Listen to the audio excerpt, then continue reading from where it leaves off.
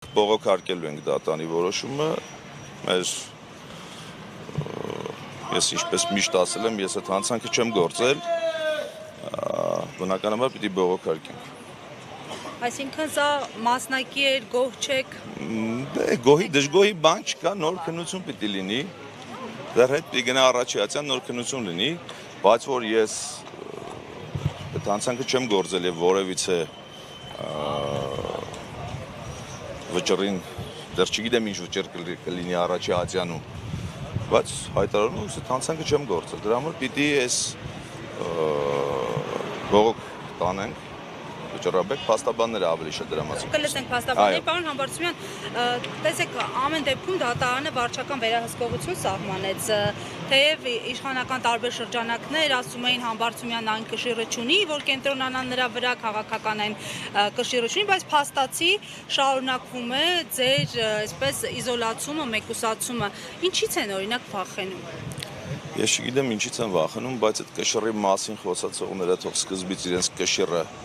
չափեն, տեսնեն իրենցից ինչ են ներկայացնում, որ մարդկանց փորձեն պիտակավորեն եւ առհասարակ ես միշտ ասել եմ, հերիքա մարդկանց վիրավորել, հերիքա մարդկանց մասին վատ կեղտոտող կարծիքներ հայտնել եւ այլն։ Այդ կշռի մասին խոսացողները թող իրենց կշռի մասին խոսեն, տնանք իրանք ովքեր են, իրենց ապրած կյանքին նայեն, ինչ են արել, նոր մարդկանց պիտակավորեն եւ այլն։ Պարոն Համբարձումյան, եւ քանի որ չգիտեմ ինչից են վախենում, դա էլ հարցի պատասխանը։ Եվ քանի որ մասիսցիների մեծ մասը անհամբեր է, որ դուք վերադառնաք քաղաքական պրոցեսների, դառնաք նորից։ Դրա մասին կհայտարարեմ։ Եվ նաև այդ առումով ինչ տեսակետ ունեք այսօր փաստացի տեղի ունեցողի վերաբերյալ եւ այս համատեքստում եկեղեցու շուրջ կատարվողի, որովհետեւ այսպես ընդվզողներից մեկն էլ նախկինում ձեզ հետ առնչվող, ձեզ հետ այսպես ասած լավ հարաբերություններ ունեցող նախկին հոգեվորականը, նախկին սրբազան Արման Սարոյանը։ Դա ինձ համար շատ ցավոտ թեմա է, խնդրում եմ ժամանակ տվեք, մի օր դրա մասին էլ կխոսեմ։ Իսկ պրոցեսների հետ կապված։ Պրոցեսների ինչ պրոցես։ Այս կոնկրետ հետընտրական տարբեր հիմա, չգիտեմ, սպասվում են ՍՏ-ի որոշման, սպասվում են։ Տեսեք, ես հետընտրական այդ պրոցեսների մասին, առհասարակ ընտրությունների մասին իմ կուսակցությունը գործադիր մարմին ունի հայտարարություն։ Ես գործադիր մարմնի անդամ եմ եւ այդ հայտարարությունը ամբողջությամբ կիսում եմ։ Իսկ ինչ զգացիք, երբ որ իմպիչմենտի թեկնած ունեք, բայց փաստացի այսպես ձեր շուրջը համախմբում չեղավ ու ինչը որ կանխատեսվում էր, նախազգուշացնում եք, այսօր իրականություն դարձավ, փաստացի իշխանությանը չստացվեց հաղթել։ Բնականաբար կանխատեսելի էր մեզ համար, մենք սրա մասին վաղուց խոսել ենք։ Զգացողությունները տարբեր են, դրա մասին չեմ ուզի հիմա խոսել։ Բնականաբար մենք մեր թիմը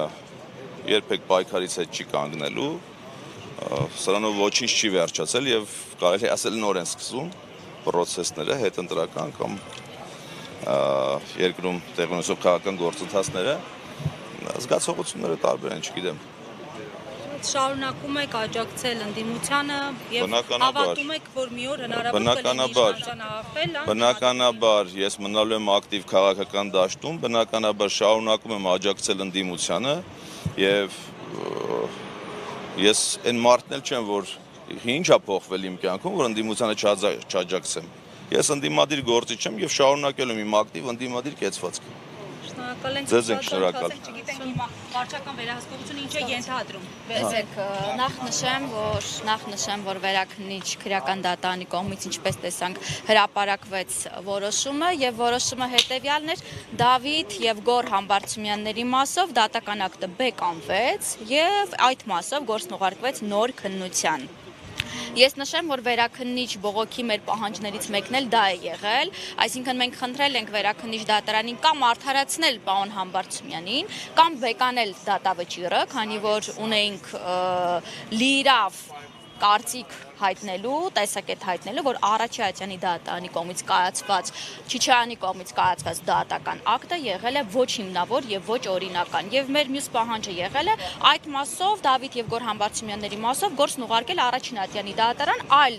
դատական կազմով, այլ դատավորի մոտ նոր քննության։ Եվ ինչպես տեսանք, մեր պահանջներից դա բավարարվեց։ Մենք չգիտենք իհարկե բնականաբար որոշում չի տրամադրվել,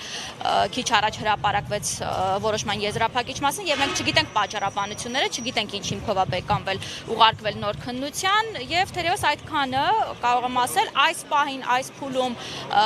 դեռևս մենք գոհ ենք վերաքննիչ քրեական դատարանից կայացված դատական ակտի համար, հետագայում արդեն երբ որ կստանանք պատճառաբանությունները կտեսնենք, ես կարծում եմ մենք նաև վճռաբեկ բողոք կներկայացնենք այն պատճառաբանությամբ, որ վերաքննիչ քրեական դատարանը այս փուլում կարող էր նաև արդարացնել, այլ ոչ թե գործն ուղարկել նոր քննության, թեև մենք ակնկալում ենք, որ գործի նոր քննության ընթացքում եւս պետք է կայացվի արդարացման դատական ակտ եւ այո, մասնակի բավարարեց ուղարկվեց նոր քննության եւ վարչական հսկողության մասով էլ նշեմ, ըստ էության ինչպես տեսանք խափամիջոցների կալանքը փոխվեց վարչական հսկողության եւ վարչական հսկողության հետ կապված դատանը միայն երկու նկատառում կատարեց, որ պարոն Համբարձումյանը պարտավորվում է շաբաթական մեկ անգամ ներկայանալ իր հաշվառման վայրի պրոբացիայի ծառայություն եւ այնտեղ համապատասխանաբար ներկայանալու ստորագրել եւ չշփվել սույն վարույթով տուժողների հետ։ Այդքանը